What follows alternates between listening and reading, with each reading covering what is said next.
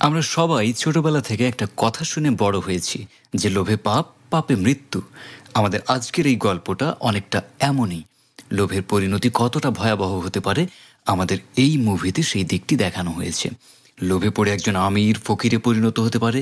লোভ একজন মানুষের জীবনে অভিশাপের মতো তার পুরো জীবন ধ্বংস করে দিতে পারে।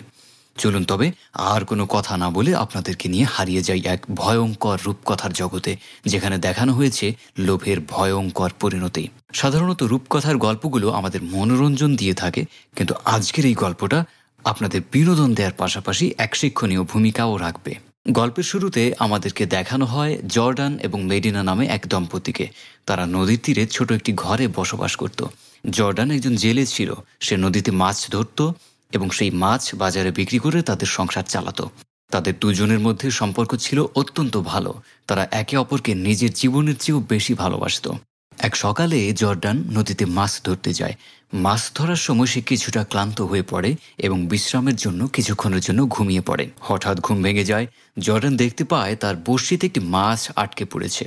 তাড়াতাড়ি মাছটিকে ধরে ফেলে, কিন্তু এই মাছটি সাধারণ মানুষের মাছের মতো ছিল না। মাছটি আকারে অনেক বড় এবং মোটা ছিল। মাছটি দেখে জর্ডান খুব খুশি হয়।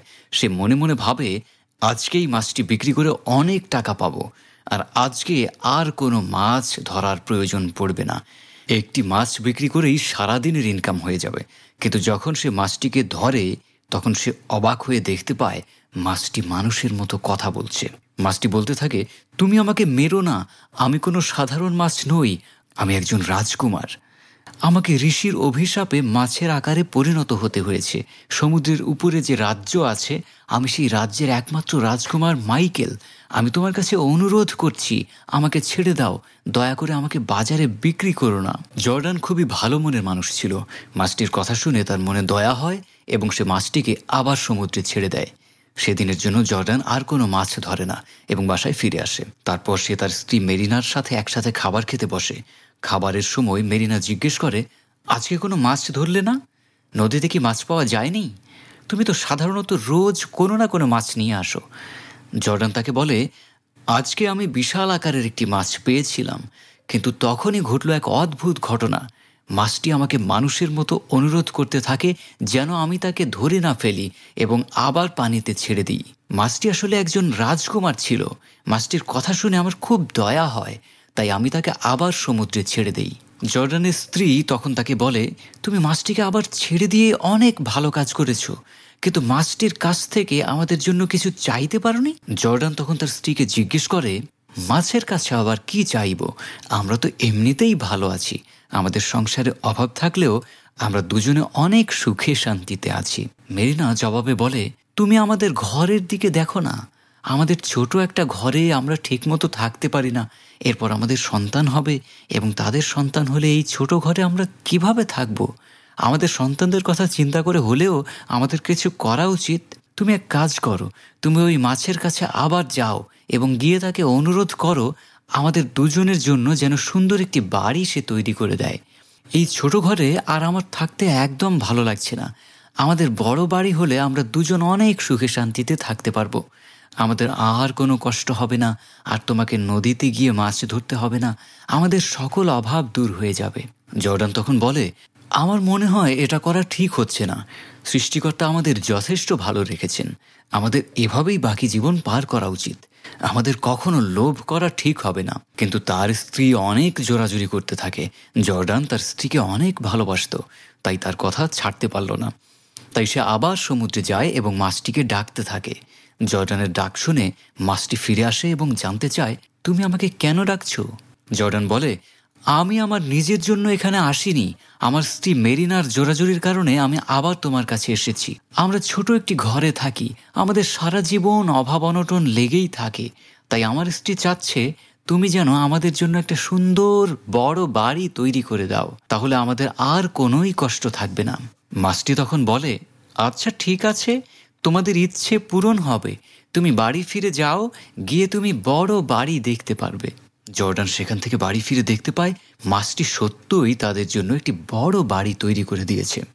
সে যখন বাড়ির মধ্যে ঢুকে মেরিনাকে দেখে, মেরিনা তাকে খুশিতে জড়িয়ে ধরে বলে, দেখো আমাদের কত বড় বাড়ি হয়েছে। আমাদের আর কোনো দুঃখ কষ্ট থাকবে না। আমাদের এই বাড়িতে আমাদের সন্তানেরা অনেক ভালোভাবে থাকতে পারবে। আমরা অনেক ভালোভাবে বাকি জীবন পার করতে পারবো। এভাবে বেশ কিছুদিন কেটে যায়। অন্যদিকে জর্ডান সমুদ্র থেকে আবার মাছ ধরতে বাজারে যায়। সেখানে তার পুরনো বন্ধু ফিলিপের সঙ্গে দেখা হয়। জর্ডান ফিলিপের কাছে জানতে চায়, সমুদ্রে মাছ ধরতে যাচ্ছ না কেন? ফিলিপ উত্তরে জানায়, আমি শুনেছি সমুদ্রে এক বড় দানব আছে। সে নাকি বেশ কিছুদিন ধরে সমুদ্রে যারা মাছ ধরতে যায় তাদেরকে ধরে নিয়ে যাচ্ছে। তাই আমি সমুদ্রে মাছ ধরতে চাই না। আমি এখন দিনমজুরের কাজ করছি এবং এটুকু দিয়েই আমার জীবিকা চালাচ্ছি। এরপর জর্ডান তার মাছগুলো ফিলিপকে দিয়ে দেয় এবং বলে, এগুলো তুমি বাসায় নিয়ে যাও, তোমার সন্তানদের রান্না করে খাওয়াও। আর যেহেতু তুমি মাছ ধরছো না, আমি সমুদ্র থেকে মাছ ধরে তোমাকে দেব, যাতে তোমার সন্তানদের না খেয়ে থাকতে না হয়। এরপর সে সেখান থেকে চলে যায়। এত বড় বাড়িতে জর্ডান আর মেরিনা সুখে শান্তিতে বসবাস করতে থাকে। এরপর একদিন মেরিনা আবার বায়না করে বলতে থাকে, আমাদের তো অনেক বড় বাড়ি হয়েছে, কিন্তু আমাদের কোনো ধন সম্পদ নেই। তুমি আবার মাছের কাছে গিয়ে আমাদের বাড়িটা আরও বড় করতে বলো এবং আমাদের প্রচুর ধন সম্পদ দিতে বলো, যাতে আমাদের আর কোনো টাকা পয়সার চিন্তা করতে না হয় এবং আর কোনো অভাবও না থাকে। প্রথমবারের মতোই এবারও জর্ডান তার স্ত্রীকে বোঝানোর চেষ্টা করে, কিন্তু সে কিছুতেই তার কোনো কথা শোনে না। একদিকে জর্ডান তার স্ত্রীকে অনেক ভালোবাসত, তাই সে তার কথা মানতে বাধ্য হয়। সে আবার মাছের কাছে যায় এবং সমুদ্রের তীরে গিয়ে মাছটিকে ডাকতে থাকে। মাছটি জর্ডানের সামনে এসে বলে, তোমার এবার কি চাই? তোমাদের তো অনেক বড় বাড়ি হয়েছে। জর্ডান বলে, না, আমার কিছুই চাই না। আমার স্ত্রী এবার আরও বড় বাড়ি চায়, পাশাপাশি প্রচুর ধন সম্পদ, সোনা রূপা, যাতে বাকি জীবন আর কোনো টাকার চিন্তা করতে না হয়। মাছটি বলে, আচ্ছা ঠিক আছে, তোমার মনের আশা পূরণ হবে। এরপর জর্ডান বাড়ি এসে দেখে তাদের বাড়ি আগের চেয়েও অনেক বড় হয়েছে এবং চারপাশে প্রচুর ধন সম্পদ রয়েছে। সে যখন বাড়ি ফিরে আসে তখন স্ত্রী মেরিনা অনেক খুশি হয়। এরপর মেরিনা জর্ডানকে পুরো বাড়ি ঘুরে দেখায়। চারপাশে ধন সম্পদ এবং সোনা রূপায় ভর্তি ছিল তাদের বাড়ি। জর্ডান তখন বলে, এই সবের জন্য তোমার ওই মাছটির প্রতি কৃতজ্ঞ থাকা উচিত। ওই মাছটির জন্যই আমরা আজ এত ভালো বড় বাড়ি পেয়েছি। মেরিনা তখন উল্টো বলে, ওই মাছটির প্রতি কৃতজ্ঞ হওয়া উচিত তোমার। তুমি যদি তাকে জীবিত না ছেড়ে দিতে, তাহলে সে আর বেঁচেই থাকতো না। মেরিনার এমন কথা শুনে জর্ডান কিছুটা অবাক হয়। মেরিনা তো আগে এমন ছিল না, সে এখন অকৃতজ্ঞ ও অহংকারীভাবে কথা বলছে। জর্ডানের মোটেও ভালো লাগে না। সে শুধু ভাবতে থাকে, ধন সম্পদ পেয়ে মেরিনা অনেক বদলে গেছে। সে আর আগের মতো নেই এবং এখন সে অহংকারী এবং অকৃতজ্ঞ হয়ে গেছে। পরের দিন জর্ডান আবার যখন সমুদ্রে মাছ ধরতে যাচ্ছিল, তখন তার স্ত্রী তাকে বলে, আজ তাড়াতাড়ি বাসায় ফিরো। আমি শহরের একজন বড় ব্যবসায়ীকে আমাদের বাসায় নিমন্ত্রণ জানিয়েছি। তুমি আর দেরি করো না, বাসায় ফিরে এসো। জর্ডান যখন মাছ ধরতে যায় তখন সেখানে মেরিনা এক চাকরকে দেখে এবং শুনতে পায়, উচ্চ বংশের মানুষের সঙ্গে মিশতে হলে তাদের মতো ব্যবহার করতে হবে। তারা যা করে তার সব কিছু শিখতে হবে। এই কথা শুনে মেরিনা বুঝতে পারে চাকরটি ঠিকই বলেছে। সে তখন বড় লোকদের সঙ্গে মিশতে তাদের মতো আচরণ শিখতে শুরু করে। জর্ডান মাছ ধরার শেষে বাসায় ফিরে আসে। সে দেখতে পায় মেরিনা বড় লোকদের মতো পোশাক পরে তাদের আধুনিক হওয়ার জন্য মদ খাচ্ছে। মেরিনার এমন পরিবর্তন দেখে জর্ডান অনেক অবাক হয়। তখন মেরিনা জর্ডানকে বলে, তুমি এখনই ভিতরে গিয়ে পোশাক পরিবর্তন করে আসো, কিছুক্ষণের মধ্যে আমাদের মেহমান চলে আসবে। জর্ডান তখন বলে, দেখো, আমি একজন জেলে আর আমি জেলের মতোই বাকি জীবন কাটাতে চাই। তাই আমি লোক দেখানোর মতো কোনো কিছুই করতে চাই না। আমি যেমন তেমনই থাকতে চাই। এরপরের দৃশ্যে দেখা যায় জর্ডান, মেরিনা এবং সেই শহরের সবচেয়ে বড় ব্যবসায়ী ও তার স্ত্রী একসঙ্গে টেবিলে বসে খাবার খাচ্ছে। খাবার খেতে খেতে ব্যবসায়ী জিজ্ঞেস করে, আপনারা কি ধরনের ব্যবসা করতেন এবং এত বড় লোক কিভাবে হলেন? মেরিনা তখন মিথ্যে বলে, আমাদের পূর্বপুরুষ একসময় জাহাজের ব্যবসা করতেন। তারা এক দেশ থেকে অন্য দেশে পণ্য নিয়ে জাহাজে বাণিজ্য করতেন।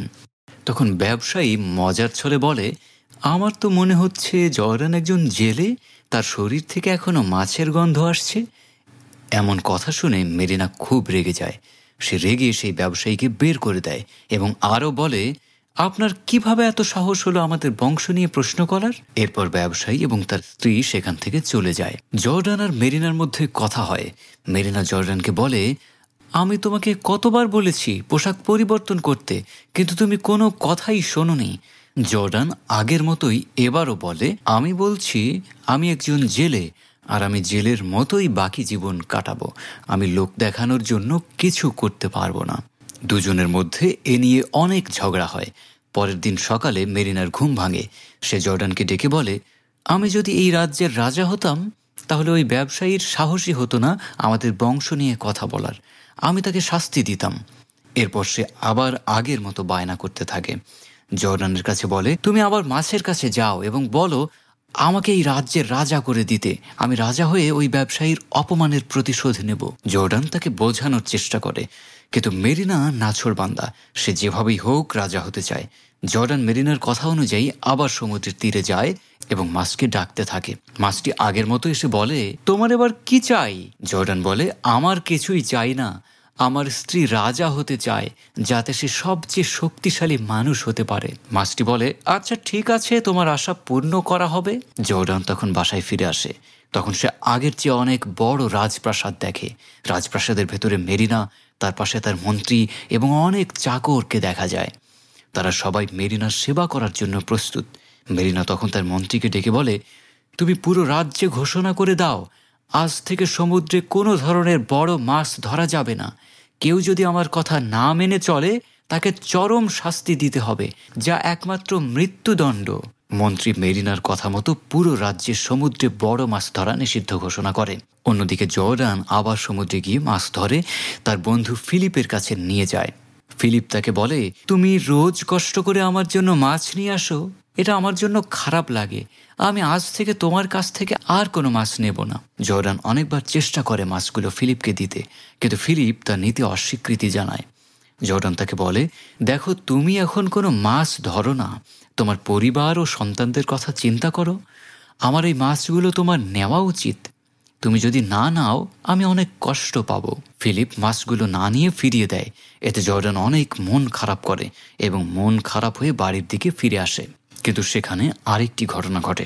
জর্ডানের পোশাক এবং তার হাতে মাছের বালতি দেখে রাজপ্রাসাদের কর্মচারীরা তাকে রাজপ্রাসাদের ভেতরে ঢুকতে দেয় না। তারা জর্ডানকে ভিখারি ভেবেছিল এবং ভেবেছিল ভিক্ষা চাওয়ার জন্য সে মেরিনার সঙ্গে দেখা করতে এসেছে। এরপর সেখানে মন্ত্রী আসে এবং জর্ডানকে ধরে মেরিনার কাছে নিয়ে যায়। মেরিনা তাকে দেখে অনেক রেগে যায় এবং বলে, আমি তোমাকে কতবার বলেছি তুমি আর এমন পোশাক পরবে না। তুমি রাজকীয় পোশাক পরো, কিন্তু আমার কোনো কথাই তুমি শোনো না। আমি তো ঘোষণা করেছিলাম আজ থেকে সমুদ্রে বড় মাছ ধরা নিষিদ্ধ, তবু তুমি মাছ ধরতে গিয়েছো। এজন্য তোমাকে শাস্তি পেতে হবে। মানুষ রাজার কথা সেইভাবে গুরুত্ব সহকারে নেয় না। তাই আমি এই দেশের সম্রাট হতে চাই, সবাই যেন আমার কথা মেনে চলে। তাই কেউ আমার কথা লঙ্ঘন করার আগে 100 বার ভাবুক। তুমি আবার মাছের কাছে যাও এবং আমাকে এই দেশের সম্রাট বানাতে বলো। অন্যদিকে জর্ডান মেরিনাকে অনেক ভালোবাসতো। সে মেরিনার কোনো কথাই না করতে পারত না। তাই সে আবার আগের মতো মেরিনার ইচ্ছে পূরণের জন্য সমুদ্রের তীরে যায় এবং মাছটিকে ডাকতে থাকে। মাছটি জর্ডানের ডাক শুনে সমুদ্রের তীরে উঠে আসে এবং জিজ্ঞেস করে, আমি কি তোমার স্ত্রীর মনের আশা পূরণ করতে পেরেছি? তাকে আমি এই দেশের রাজা বানিয়েছি, এবার সে আবার কি চায়? জর্ডান অসহায়ভাবে বলে, আমার স্ত্রী লোভের সীমা দিন দিন বেড়ে চলেছে। আমি তাকে কিছু দিয়ে বোঝাতে পারছি না। সে এখন আবার দেশের সম্রাট হতে চায়। মাছটি বলে, ঠিক আছে, তুমি ফিরে যাও, তোমার স্ত্রীর সম্রাটই হবে। এরপর জর্ডান যখন সেখান থেকে বাড়ির দিকে ফিরে আসে, সে আগের চেয়ে অনেক বড় বিশাল একটি প্রাসাদ দেখে। আসলে মাছের কথা মতো মেরিনা এখন এই দেশের একমাত্র অধিপতি, সম্রাট হয়েছে। অন্যদিকে সম্রাট হয়ে মেরিনা সিংহাসনে বসে আছে, চারপাশে তার অসংখ্য লোকজন আছে। সে ঘোষণা করে, আমি হচ্ছে এই দেশের একমাত্র সম্রাট, যে আর বড় শক্তিশালী, কেউ আমার সমকক্ষ নয়। তখন সেখানে থাকা একজন পাত্রী বলে, এই পৃথিবীতে সম্রাটের চেয়েও শক্তিশালী হলেন খ্রিস্টানদের সর্বোচ্চ ধর্মীয় গুরু। খ্রিস্টান ধর্মীয় গুরুকে পৃথিবীর সকল সম্রাট সম্মান করে চলে। খ্রিস্টান ধর্মীয় গুরু একবার মুখ দিয়ে যেটা বলেন, প্রত্যেক সম্রাট সেটা মানতে বাধ্য। এই কথা শুনে মেরিনার মনে আবার লোভের সংসার জাগে। সে ভাবতে থাকে, আমি যদি খ্রিস্টানের সর্বোচ্চ ধর্মীয় গুরু হতাম তাহলে পৃথিবীর সকল সম্রাট আমার কথা মেনে চলতো। তারা আমার কথায় উঠত বসত, আমি যা বলবো তাই হতো। এরপর তার মনে লোভ জাগে, যদি সে খ্রিস্টান ধর্মীয় গুরু হতে পারত পুরো পৃথিবী তার নিয়ন্ত্রণে থাকত। অন্যদিকে জর্ডানকে আমরা দেখতে পাই সে আকাশ মনমরা হয়ে সমুদ্রে ফিরে বসে আছে। সে শুধু ভাবছে তার আগের জীবন কত সুন্দর ছিল। আগে তার অভাব থাকলেও তার স্ত্রী তাকে অনেক ভালোবাসত। তাদের মধ্যে কোনো ভালোবাসার অভাব ছিল না, কিন্তু এখন তার স্ত্রীর সম্রাট হওয়ার পর থেকেই তাকে আর আগের মতো ভালোবাসে না এবং তার কোনো কথাই শুনতে চায় না। দিন দিন মেরিনার লোভ বেড়েই চলেছে। এসব ভাবতে ভাবতে জর্ডান ধীরে ধীরে নিজের মধ্যে হারিয়ে যেতে থাকে। সেখানে মেরিনার একজন কর্মকর্তা এসে বলে, তোমাকে এখনই তাড়াতাড়ি সম্রাট মেরিনার কাছে যেতে হবে, তিনি তোমাকে তলব করেছেন। এরপর ওই কর্মকর্তা জর্ডানকে ধরে মেরিনার কাছে নিয়ে যায়। মেরিনা জর্ডানকে ডেকে বলে, তোমাকে আমি কত খুঁজেছি, তুমি কোথায় ছিলে? জর্ডান কোনো উত্তর দেয় না। মেরিনা তাকে বলে, তুমি আবার মাছের কাছে যাবে এবং বলবে, আমি এই পৃথিবীর সর্বোচ্চ খ্রিস্টান ধর্মীয় গুরু হতে চাই। জর্ডান তাকে বোঝানোর চেষ্টা করে, দেখো, আমরা আগে অনেক গরিব ছিলাম। আমি সমুদ্রে মাছ ধরতাম, সেই মাছ বিক্রি করে সংসার চালাতাম। আমাদের মধ্যে ভালোবাসার কোনো অভাব ছিল না, কিন্তু তুমি সম্রাট হওয়ার পর দিন দিন তোমার লোভ বেড়েই চলেছে। তুমি এখন খ্রিস্টান ধর্মীয় গুরু হতে চাচ্ছ। এই লোভ একদিন তোমাকে ধ্বংস করবে। মেরিনা তার কোনো কথা শোনে না। সে আদেশ দিয়ে বলে, আমি তোমাকে সম্রাট হয়ে বলছি, তুমি মাছের কাছে যাবে এবং বলবে, আমি যেন খ্রিস্টানদের সর্বোচ্চ ধর্মীয় গুরু হতে পারি। যদি তুমি আমার কথা না মানো, আমি সর্বোচ্চ শাস্তি দেব। জর্ডান মেরিনার কথা মতো আবার মাছের কাছে যায় এবং তার স্ত্রীর মনের কথা বলে। মাছটি আগের মতো বলে, ঠিক আছে, যাও, তোমার স্ত্রীর মনের আশা পূর্ণ হবে। জর্ডান যখন বাড়িতে ফিরে আসে তখন দেখে তাদের বড় প্রাসাদ এখন একটি বড় গির্জায় পরিণত হয়েছে। সেখানে অনেক মানুষ প্রার্থনা করছে। জর্ডান তাদের সঙ্গে প্রার্থনা করতে বসে। তখন সে একটি গরিব মানুষকে দেখে, তার অবস্থা খুবই খারাপ, শীতে কাঁপছে। জর্ডান তার নিজের পোশাক গরিবকে দেয়। এরপর সে মেরিনার সঙ্গে দেখা করার জন্য গির্জার ভিতরে ঢুকে দেখে মেরিনাকে অন্যান্য খ্রিস্টান নেতারা প্রস্তুত করে রেখেছে। জর্ডানকে পোশাক দেখে মেরিনা চিনতে পারে না। মেরিনা জর্ডানকে বলে, তুমি আমার কাছে কি চাও? আমি কিছুক্ষণ পর যাচ্ছি, তুমি কেন ভিতরে ঢুকলে? জর্ডান অনুরোধ করে, আপনি এখন খ্রিস্টান পাত্রী হয়েছেন এবং খ্রিস্টানদের সর্বোচ্চ ধর্মীয় নেতার কাছে আমার নামে বলুন যেন তিনি আমার স্ত্রীকে আগের মতো ফিরিয়ে দেন, যেন আমরা আবার আগের মতো সুখে শান্তিতে সংসার করতে পারি। মেরিনা বলে, আচ্ছা ঠিক আছে, আমি তোমার কথা যিশুর কাছে পৌঁছে দেব। তুমি বাইরে গিয়ে অপেক্ষা করো, আমি একটু পর বের হয়ে আসছি। এরপর মেরিনা আসে এবং সবাই সমস্যাগুলো বলতে থাকে। ঠিক আছে, আমি আপনাদের কথা যিশুর কাছে পৌঁছে দেব, তবে আমি আপনাদেরকে বলতে পারি না আপনারা চাইলে সমস্যার সমাধান হবে কিনা। আমি শুধু যিশুর দূত হিসেবে আপনাদের কথা পৌঁছে দিতে পারি, এর বাইরে আমার কোনো ক্ষমতা নেই। এর পরের দিন মেরিনার যখন ঘুম ভাঙে তখন সে দেখতে পায় সূর্যের আলো চারিদিকে এতটা বিকিরণ দিচ্ছে যে ভ্যাপসা গরম ছড়াচ্ছে। তখন সে জর্ডানকে ঘুম থেকে ডেকে তুলে বলে, দেখো তো সূর্যটা কতটা তাপ দিচ্ছে, আর আমি যদি ঈশ্বর হতাম তাহলে সূর্যটাকে এত তাপ দিতাম না। সে আরো বলে, তুমি এক কাজ করো, তুমি আবার সেই মাছের কাছে যাও। মাছের কাছে গিয়ে বলো, আমি এই পৃথিবীর ঈশ্বর হতে চাই, যাতে আমি চন্দ্র, সূর্য, গ্রহ, নক্ষত্র সব কিছু নিয়ন্ত্রণ করতে পারি। মেরিনার এমন লোভ দেখে জর্ডান অনেক অবাক হয়। সে তখন রেগে বলে, তুমি পাগল হয়ে গিয়েছো। তুমি যদি পাগল না হয়ে থাকো এমন কথা কখনো বলতে না। কিন্তু মেরিনা তার কোনো কথা শোনার জন্য রাজি নয়। জর্ডান নিরুপায় হয়ে মেরিনার কথা মতো আবার সেই মাছের কাছে যায়। মাছকে সমস্ত ঘটনা খুলে বলে। তখন মাছ বলে, তোমার স্ত্রীর লোভ দিন দিন বেড়েই চলেছে। এই লোভ একদিন তাকে ধ্বংস করবে। মাছ আরও বলে, আমি তোমার স্ত্রীর জন্য এতদিন যা দান করেছি সব কিছু ফিরিয়ে নিচ্ছি, সব কিছু আবার আগের মতো হবে। এরপর মাছটি আবার সমুদ্রে হারিয়ে যায়। জর্ডান বাড়ি ফিরে এসে দেখে তাদের অবস্থা আবার আগের মতো হয়ে গেছে। তারা আবার সেই ছোট ঘরে বসবাস করছে। তখন তার স্ত্রী সেখান থেকে বের হয়ে দৌড়ে এসে জর্ডানকে জড়িয়ে ধরে এবং বলে, আমার ভুল হয়েছে, আমি লোভের কারণে অন্ধ হয়ে গিয়েছিলাম, তুমি আমাকে ক্ষমা করে দাও, আমি আর কখনো তোমাকে ছেড়ে যাব না। আমাদের যে অবস্থা ছিল সেই অবস্থাতেই আমাদের সুখে থাকা উচিত, আমার এত ধন সম্পদের প্রয়োজন নেই। মেরিনার ভুল বুঝতে পারায় জর্ডান অনেক খুশি হয়। তারপর তারা আবার আগের অবস্থায় ফিরে আসে এবং সুখে শান্তিতে বসবাস করতে থাকে। আর এভাবেই এই ফ্যান্টাসি মুভিটি শেষ হয়।